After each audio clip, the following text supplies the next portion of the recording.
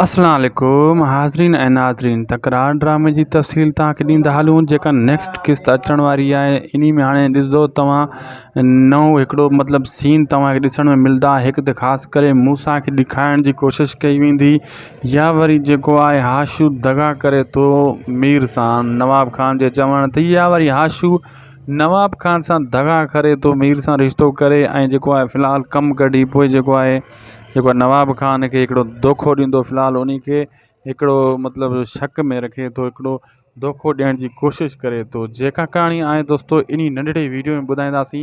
इन वीडियो खे ज़रूरु आख़िर ताईं ॾिसिजो, तव्हांखे तफ़सील ॾींदा हलूं ऐं थी सघे त शायदि को सो वीलॉग यूट्यूब चैनल खे बि ज़रूरु सब्सक्राइब कंदा, पेज खे फॉलो लाइक शेयर ज़रूरु कंदा।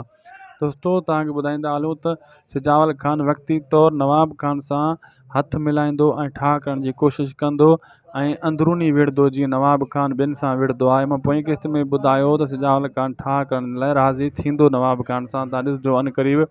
लेकिन सलीम जो पांध वठण जे लाइ हू वरी अंदरूनी वार कंदो नवाब खान जे मथां, जीअं नवाब खान ॿिनि खे पुठी में वार कंदो आहे। हाशू नवाब खान खे बि फ़िलहालु वक़्ती तौरु राज़ी कयूं बीठो आहे ऐं मीर खे बि। ऐं हू रिश्तो जॾहिं थी वेंदो ऐं मीर जो इहो शक आहे त मतां अधु में वनवाह मां उथारे या कुझु करे, लेकिन पोइ जेको आहे दोस्तो हाशू कोशिशि कंदो नवाब खान खे धोखो ॾियां या शक में रखां। नवाब खान खे आसिरो ॾिनो बीठो आहे त मां मीर सां जेको आहे धोखो कंदुसि, तुंहिंजे चवण ते हलंदुसि। लेकिन हाशू जे दिलि में कुझु अञा ॿियो आहे जेको थी सघे थो अॻिते हली नवाब खान खे उहो नुक़सानु ॾिए। लेकिन हाशू रंग मटण में हिकु गिरगिट जीअं आहे, मटे बि सघे थो।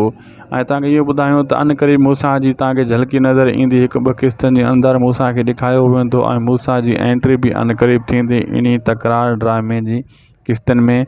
ऐं पोइ वरी ड्रामो अञा बूस्ट करे वेंदो, अञा स्पीड वठी वेंदो ऐं माण्हू हज़ारे लखे ॾिसंदा इन ड्रामे खे। अनक़रीब मुहबतनि जो माॻ बि अचण वारो आहे। असांखे ॾींदा दोस्तो इजाज़त, ख़ुदा हाफ़िज़।